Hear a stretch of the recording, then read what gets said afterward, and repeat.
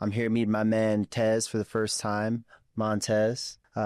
He's here with me today, and we're just going to go over his story and some insights on people of color who want to kind of break into the real estate business. For sure. Yeah. Pleasure for having me. It's quite an honor being here, especially for Black History Month. So I love being a voice in Black communities in regards to kind of building something for yourself and being successful. So yeah, it's important.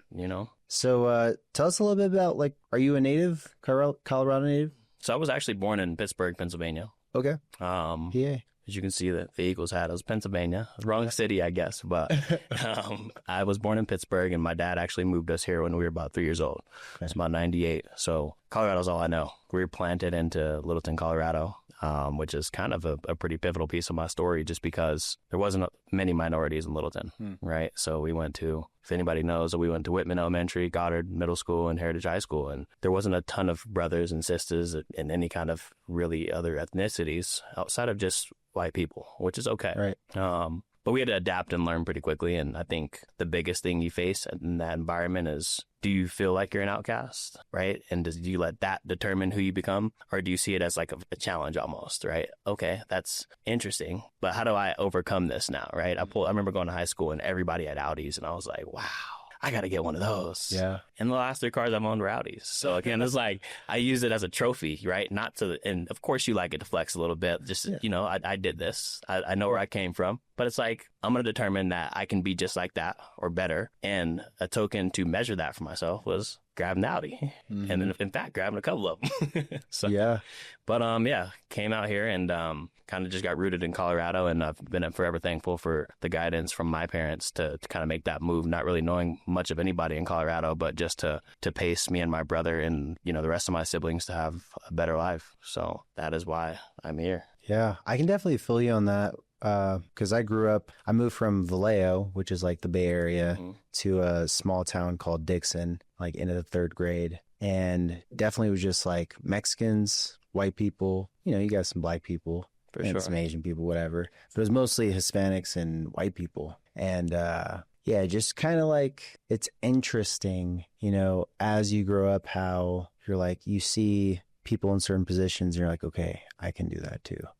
Right. And that's important because not everybody gets to actually think that way. Mm-hmm. Right. And that's, I think, I will segue into like Black History Month, I guess. And that's what it means to me personally. Obviously, it's being representative of what we've overcome, the challenges we face as Black people in America and everywhere. But for me, Black History Month now is literally representation. If I had to chalk it up to one word, I want, little minority kids is looking at you and I or these podcasts and saying, hey, maybe I can be in real estate, maybe I can do this or be a doctor or a lawyer. And without representation, it's hard to draw that like dream into reality because there's no bridge there. For me, growing up, it was a lot of my peers and classmates that have uncles and sisters or whatever that are doctors and lawyers. And when I graduated and walked across that stage in high school, I had no idea, one, what I wanted to do, but two, how I would even do it. Like, it's like, I don't know what it takes to be a doctor or a lawyer, how many years of school I need to go in. And I didn't know those things. So like that representation is huge for me for Black history because those things are possible. And if you can put that in people's mind that like you can actually do anything and then they also know what it takes to do it, then it's like there's nothing holding you back at that point. Yeah. What school did you go to? Or college, like college. I went to Colorado Mesa University, but I dropped out. Okay. So I went there for 2 years. It was not for me. Yeah. And I don't think it wasn't for me. I've been like a studious kid when I'm interested in things, but I just was focused on the wrong things. Again, I didn't really have a clear vision of what I wanted to do with that degree. Therefore, I was not hitting the books. I wanted to be cool. I wanted to fit in and play sports and go party. So that's what I chose. And I quickly realized that I was wasting so many thousands of dollars. So I made the job, just dropped out, made the transition and figured out I was going to figure it out some way, right? I knew it was going to be harder, but I knew I had the determination to do whatever it took to still be successful without needing that validation from school specifically. Yeah. Did you get a scholarship to go to school or? Did not. My mom, so bless her heart too, she was originally an immigrant to the United States. She's from Trinidad and Tobago. Wow. Okay. She is very studious, though. So she kind of paved that way for me if I wanted to go the traditional route. She has her doctorate's degree. She's, the head of human services at Metro downtown. Wow. And she's pretty well off in regards to like, the structure of school and systems. She taught me and Reese, my brother, that pretty well. But if I didn't want to go the school route, I didn't know what to do. So no scholarships. I remember being a senior in high school and my mom saying, "You guys need to apply for college. I don't know what you're going to do, but you're getting out of this house and you're going to school." I was like, okay, how do I do that? Started applying for colleges, got accepted to probably like 3 of them. That's awesome. Went to Mesa just off of a whim, just because one of my previous best friends was going to Mesa. And I was like, cool, I'll go to Mesa. And my brother says, cool, I'll go to Mesa too. Yeah. And we went there, took out grants and loans and, learned a little bit more about myself than I did as far as like the schooling, right? My brother went on to get his culinary degree and finish his business degree, and he's actually a pilot. So that's awesome. Let's applaud some Black winners for sure. He got his culinary degree. He got his culinary, and he's a pilot. And then he got his business degree, and then he's so determined.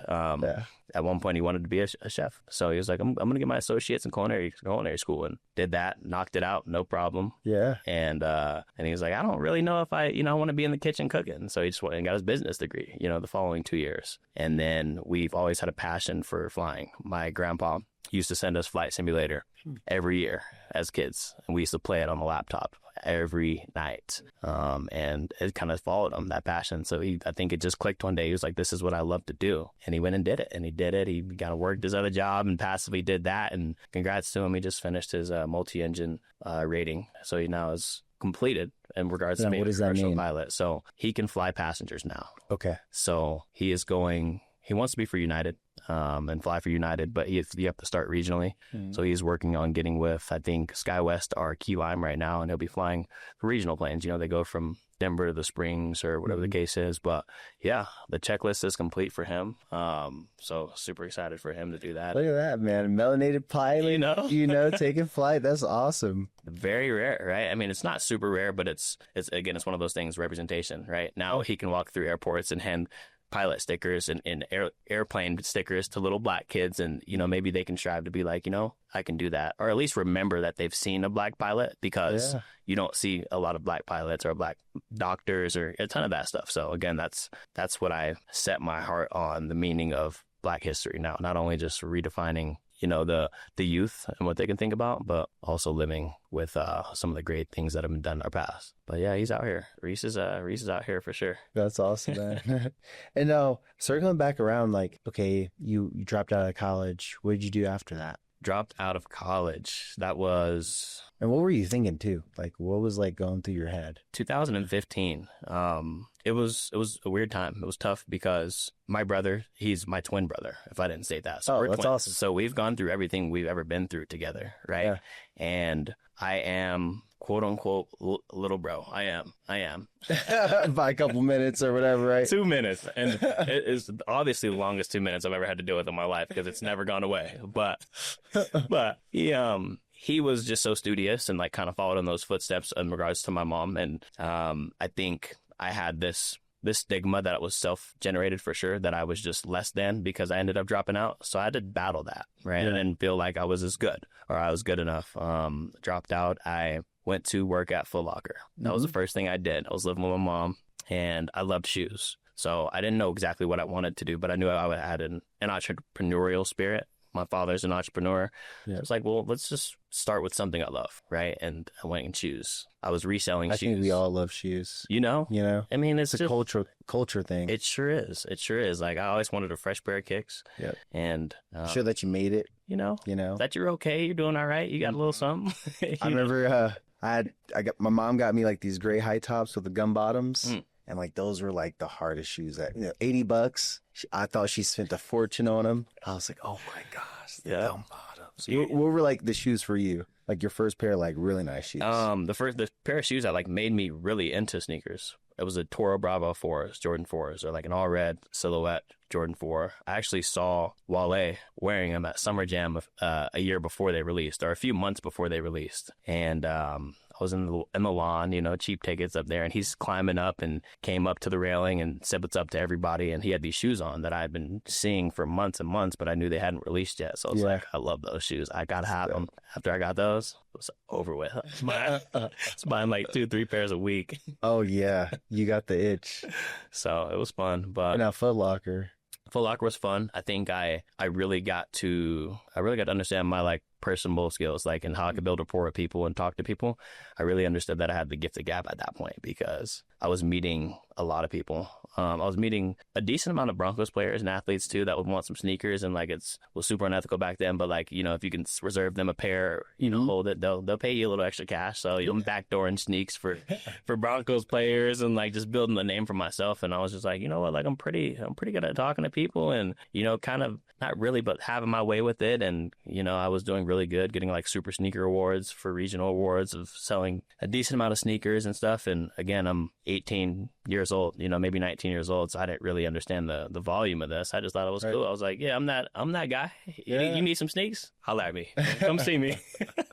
But you were excelling in your field. Right. So you know? I was. And then I, unfortunately, I was staying with my mom, like I said at this time. And I had quite the party at her home. So was making some selfish decisions. I had a party, and long story short, she found out, and she looked at me and said, "Tej, you have 3 months to get out of my house." And it was a gut punch. Mm-hmm. It's like, Mom, my mom, right? Be out the house. Like I just dropped out. I'm trying to figure out. I'm not just chilling in the basement. I'm working every day, and you know. So it was a reality check, and I thank her to this day for it because it made me go harder. It made me really start to realize and try to understand what a man is, and it's not relying off of you and thinking, you know, things are just going to be easier or handout out here, because they're not. So it forced me to level up, and I give her credit and thanks for that, because without that, maybe I would have been entitled and complacent and never wanted more. But then I had to go get my own apartment and start paying some real life bills and figuring out that this life thing ain't super easy. So being an adult, it's not as easy as you think, right? Yeah. So how was that transition for you? It wasn't bad. To be honest, I think I had my lows. We all do. If you had your struggles, I think we all are people at the end of the day, and we'll need somebody at some point. But right. I think I just put a little too much on my plate. So I wanted to re-enroll into school. Again, I was fighting this demon, if you will, like thinking that I wasn't enough if I didn't finish school, because that's the only way that's all I've seen in regards to success. My mom went to school and got her doctorate degree. And that's what's pushed as well too. Right. And then you're right. And thanks for saying that too, because it's so pushed. So I went back to school. I went to Arapahoe Community College for first semester. Yeah. Tried to get my grades right.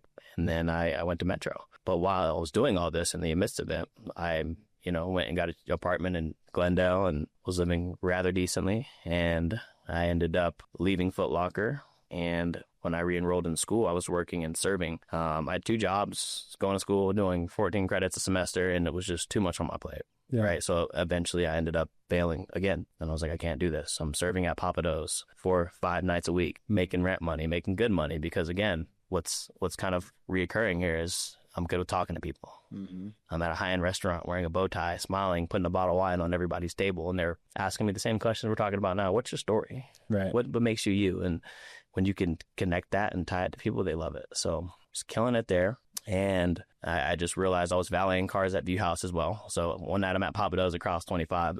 Other nights I'm over there across the street at View House in Tenio, valeting cars until 10, 11 o'clock at night. And it's like I'm getting home and I'm not doing any homework. Right. I was not doing any homework. And I just had to realize that, okay, like I'm done trying to impress other people or live in this shadow, that I need to do this. Let's just figure it out. And that's when everything kind of reset for me. Just groundbreaking to be here now. Resetting in like what way? I didn't live for anybody else's expectations or the ones that I thought people were projecting on me, though it's mostly up here. It's mostly up here. But I stopped. I didn't think I had to go to school. I didn't think I needed validation from others to get a degree. And I'm not underplaying a degree by any means. You know, when it's specialized and you know what you want to do with it, then I support it all day, right? I agree. I have little siblings, and I tell them all the time, go to school. You know, if you don't know what you're doing, go to school, get something, and it's a good safety net.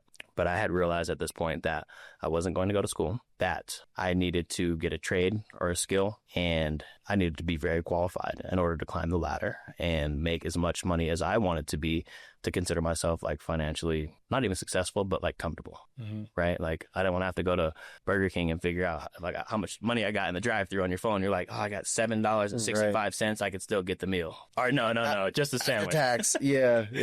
That feeling was terrible. Yeah. You know what I mean? I talk to people all the time. It's funny because we talk about like the inflation of the economy, and we talk about in high school McDonald's, and I'm like, I remember the hot and spicy was $107 exactly, because that's all I had. I had $1 and I would look for a nickel and 2 pennies, and it was $107 out the door for hot and spicy. I literally.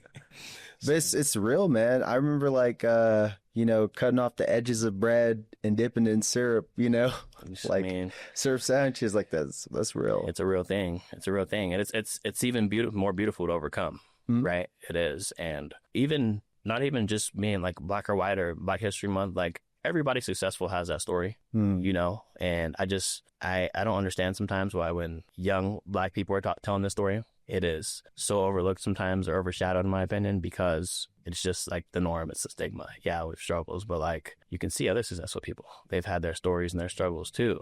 Yeah, it's a fact. However, maybe it's just my opinion. Immigrants like your mom. Right. Correct. Especially immigrants. That is huge. So, but I mean, fast forward, I knew I would have to work so much harder. And at this point, this is a big point of my life where my father really helped develop me as a man, because he was an entrepreneur. So my pops, he has always been a businessman as far as I've known in Pittsburgh, and he had nightclubs. He was bringing Jay-Z to his nightclubs in Pittsburgh, and he had an Italian restaurant, and he was always just doing it in that way, entrepreneurial. And I remember when we first moved to Colorado, he had a store on 48th and Chambers in Montbello called New Look Clothing, and he would just bring like all the Pele jackets and all the East Coast swag he was bringing to Denver, and Denver had not really seen it. So he was taking it by a storm. I have pictures of like Chauncey Billups in there, like Tyrann Lue, and different people just like watching me and my brother, because we're just two little twins running around the store. But I had no idea how much of an impact I would make on me, like in the future. Because again, I thought didn't know what I wanted to do, but school was the answer. So he's super entrepreneurial. I had already kind of doubled down. I knew like I would need to get some certifications, licenses, whatever. I believe I started with insurance, supplemental insurance, going B2B. Company called Colonial Life, and we were basically Aflac's competitor. I was literally just going to shopping malls and different businesses and trying to sell them supplemental insurance that was owner deducted, so their employees didn't have to pay for it, and it made sense for their employees. But I had to get schooling for that and licensure, and I realized that wasn't working for me. It could have, but I just didn't see the end of the rainbow there. I saw some politicking happening in the office. I saw, people in positions that were just there and had a little tenure, but weren't necessarily outselling people, getting promoted, and just like a little too much of a corporate structure for me. And I was just like, that's not fitting my identity. I can't be that. I'm not going to bring the teacher an apple every day just to get a good grade. Yeah. And then so I'm not a teacher's pet. I'm not. So also for you that don't know what B2B is, it's business to business. Oh, I'm sorry. Sorry. I got to break it down a little bit. Yeah. You got to break it down Barney style, man. Right. But that was cool. It lasted for a bit. And that's kind of where I segued into the auto industry. All credit to my pops, Big Mo, whatever they call you out there. He was already doing it, and it was he's just been a hustler all his life. So that was something that I was super happy he found, because it was a way to hustle with no implications, no repercussions. He was hustling cars, right? And with that, he kind of, his life just blew up. I saw him move houses, and lifestyle changed for sure. And I was just like, well, it seems like he's doing well, and that's performing better than this insurance is for me. So obviously it's like, all right, I need to tap in and see what's going on. And Pops took me under his wing. I got licensed there. And I only say all that because it took a few licenses. It took trying different opportunities and knowing that if I didn't have school in my back pocket, then I was going to have to go get this license, that license, this license, and see what happens. I just had to try so many different things. It wasn't just one thing to where I went to school for computer science and I got out and I had 4 offers for computer engineering, So it's like you had to fail a couple times in order to find the right route, I did. I thought the cars were it. I thought I made it. I made it. And money's good in the auto industry, you know. It was good. I think that's like the semi-addicting part, because once you get to the auto industry, you know, just a lot of money to be made for sure. True. For me, I mean, I think it was always changing. So my days were never the same, right? There was a new problem or a new vehicle to fix or a new vehicle to bid on at the dealer auction or whatever the case is. And that's how my brain works as well. So that's what I liked. I liked that I had a different challenge every day. Right. You know, so I was like, okay, what puzzle do I have to put together today, and how am I going to do it? Because I'm going to do it. Yeah. And then You that get to was be creative. yeah, you had to be creative. It was no one size fits all approach to it, right? And that's what I was running away from so badly in the corporate life. So I didn't want that. I know I'm just rambling here, but I'm getting somewhere. I promise. Yeah. After that, I was selling cars, and I was doing a lot of marketing on Instagram and different platforms. I had a couple of buddies that I grew up with in Littleton. We were rivals. They actually, went to Arapahoe High School. I went to Heritage, and we had connections. Like a few of them had went to Mesa as well. So we had, decent relationships. We knew of each other. And one of them had reached out to me on Instagram, and this was New Year's Eve 2020. Right after COVID, just chilling at the house. I don't do too much on New Year's Eve. It's a lot going on. It's dangerous. I like to just stay put and, count your blessings and then kind of reflect and get ready for the next year. And he had messaged me and was just saying like, hey, like I'm seeing all your marketing and XYZ. I want you to come in for an interview. And I was just very, very confused. But I was like, I'm going to give it a shot, right? You can't just turn a blind eye to things you're unsure about or uneducated about. I was like, let me just see what's going on. I went in for an interview, and it wasn't even an interview. They're basically like, we want to hire you. We know you've been selling and doing a lot of marketing, and you're an asset to this team. This is what we're doing. And that's when Do you want to come on or not? This new term, though, apartment locating. Yeah. I was just like, what is apartment locating? And I had looked at the room with the sales floor, and there was about 7 people on the team at this point. But I was talking to Dila earlier. I was just saying when I got there, it was just a completely different vibe because I didn't have the corporate bring up. So I went to this office and I'm going to the address for this interview, and I'm pulling up to the Transamerica building, and the tallest office building in Denver. And I'm going up the elevator to the 24th floor, and receptionist meeting me, and it just shocked me. I was just like, where am I? I feel like I'm on Wall Street or something, and went in there and obviously talked to the guys that were kind of heading the ship. And then I went to the sales floor, and I had known 3 out of 7 of the people just through high school and mutual friends and things like that. So they were very transparent with showing me their dashboards and their metrics for the prior month. And I was blown away. It's just like, you're doing this, like selling apartments? Are y'all doing anything illegal? Right. This is legal. What's going on? Yeah, and it was all legit. And I literally just kind of had to bet on myself at that point. I had tried to do so many things in the past few years that just didn't really check that box for me. And quite honestly, like sometimes I ended up failing with the insurance. I can sugarcoat it and say, it just wasn't for me. But like, no, I sucked. Yeah. I wasn't selling, and I wasn't eating. I wasn't selling. Like, so you got to be doing good at it too. And obviously I didn't feel like I had the right mentorship there or like the right systems there. And to be able to be sharper and grow in that industry, it just wasn't available to me. So it is what it is. I took a bet on myself. I remember telling my roommate at the time that I don't know what this looks like. I'm just learning a bunch about it. The next 3 months, bear with me.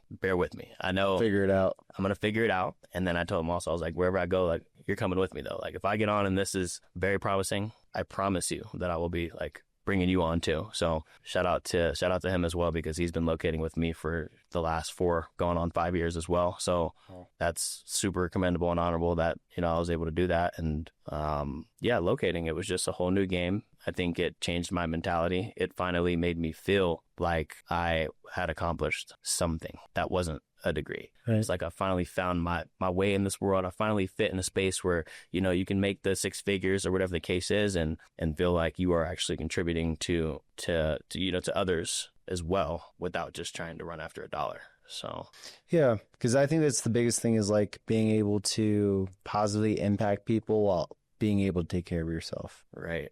At the same time. It's hard to do both. I mean, well, now it's easy. It is. Now it is. Yeah. Now it is, but it was hard to do both for sure. Well, I think it's because the mindset is, chasing the dollar versus, adding the value and serving the people. 100%. If you serve the people, the money's going to come. Every time. Yeah. Literally every time. But I'd figure it out. I mean, I didn't really have too much when I was trying to do it on my own. And, you know, I had the support systems that I had, like my parents, you know, Right. and, you know, I thank them and thank God for them and, excuse me, everything else that has played a part in my success now. But yeah, I mean, I saw this opportunity originally and was like, yeah, like this is life-changing dollars. I need that to change my life. And once I figured out that piece and I was comfortable, then you can kind of shift it. And Right. it just grows. It literally just grows your pockets anyway, just being for the people. So what do you do for people who are like looking for apartments? Yeah. Great question. So from beginning to end, essentially what I do is, and every apartment locator is doing, we are getting to know clients, right? So I would talk to you, Larry Dila, I'd talk to you, I'd figure out your needs, what neighborhoods you're okay with, where you don't want to live. Right. I go as far as little things. What do you want to be able to walk to?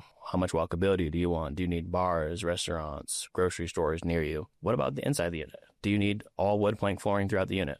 Or vinyl, right? Do you need quartz countertops? Do you need a standing shower? Do you need a bathtub because you need to sit down in the shower because you have some back problems? Whatever the case is, I don't want carpet in the bedrooms. Like, we go down to the nitty gritty stuff, you know? And it's really after finding your needs, we are putting together a tailored list of options for you direct from us, searching the market, partnered with just about every building in Denver in the metro area, and sending it back to you. So once you get an email back from us, it's going to be super detailed. It's going to tell you what building this is. It's going to tell you the square footage. It's going to tell you how big or what size the unit is. It's going to tell you the floor plan. It's going to tell you the, you know, the layout, the unit number, which way it faces, so you can figure out if it's going to get more natural sunlight because your southern exposure units get more sunlight all day.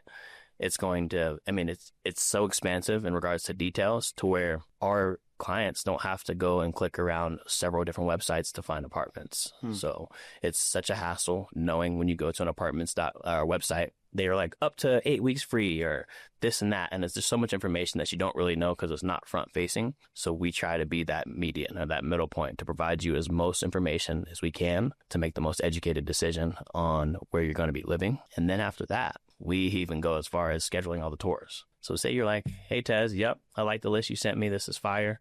I want to tour 1, 2, and 3. I'd say, cool. No problem. I'm going to reach out to my community managers. I'm going to get the tour scheduled for us. You're not going to have to call a building at all until you sign an application and you're ready to move in. So I'm literally just removing the process and all the hassle, the time, the stress, the questions, and the information that you're lacking in the apartment search.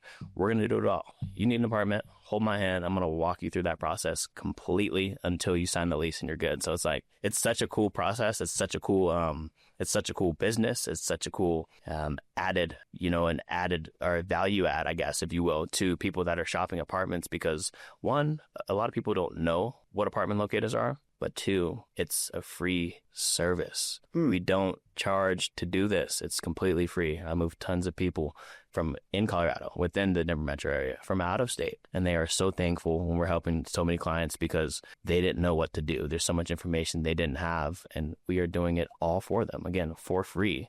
Now, we can do that for free just because we're partnered and contracted with all these buildings that we work with, and they give us a kickback on the back end just for bringing qualified tenants their way. So we are doing the pre-qualifying. We are making sure the people we're bringing are, value adds to that community, and they are good fits. We don't just want to send everybody, but after that, they are paying us. So again, yeah, as far as like the client and client facing, it's a completely free service. And I couldn't imagine, like in New York, for example, they have brokers that do this. And I think recently they may have changed this, but they were charging broker fees and pretty large broker fees to do the same thing we're doing here. So to be able to offer this for free in a market that's growing so fast it's a huge blessing. Yeah. It's so dope. Yeah. And I think a lot of people don't realize, like, most people are renting nowadays. A lot of people aren't ready yet to buy a home. Right. And it's just the truth of the matter. And I think it's more so a mental thing. It's a big commitment to buy a home. It's less commitment to rent, True. It's like, I'm going to be here for the next 12 years, or I'm going to pay for this thing for the next 30 years. 100%. So 100%. Way less obligation. But that's awesome. It's a free service. Like, can't really beat that. It's rewarding. It is rewarding because, along the way, you just get to know people and what they actually want in their apartment. And the better you do at getting to know people, the more successful you'll be in the industry, because a lot of people won't peel those layers in sales, especially, a lot of people chase the numbers like we talked about. So getting to build quality relationships with your clients, it kind of ensures, one, that like you're going to find them a place that they're actually happy in, and two, they're going to call you every year. As long as they're renting apartments, there's something newer and shinier every year because they're building so much here in Denver. So they're going to call you back next year too. So I also liked that, the industry as a whole, because based on how good you perform, you incentivize your next year. Last year I did, X amount and close X amount of clients. Now, as long as they don't move out of state or go, and transition to go to buy or whatever you have it, and they do want to be apartment renters again, then it's like this year I can expect X amount or X percentage of people to close with me again, and I can build on top of that. So it's not by the book residual necessarily, but if you do this correctly, you can also just build a wealth of business and a nice Rolodex of clients that do want to continue shopping with you. So I think it's... And now, before we wrap this up, for maybe the young melanated individual in high school, what can we impart with them, as far as knowledge and perspective to move forward after high school and be successful? Yeah. To the young ones out there, right? The young minorities. And I think there's just a few things. The first thing is, when you are in a room, right, or a school or anything with a ton of adversity, and you are not the majority, there's always going to be a feeling of insecurity being in a room, of people that don't like yourself.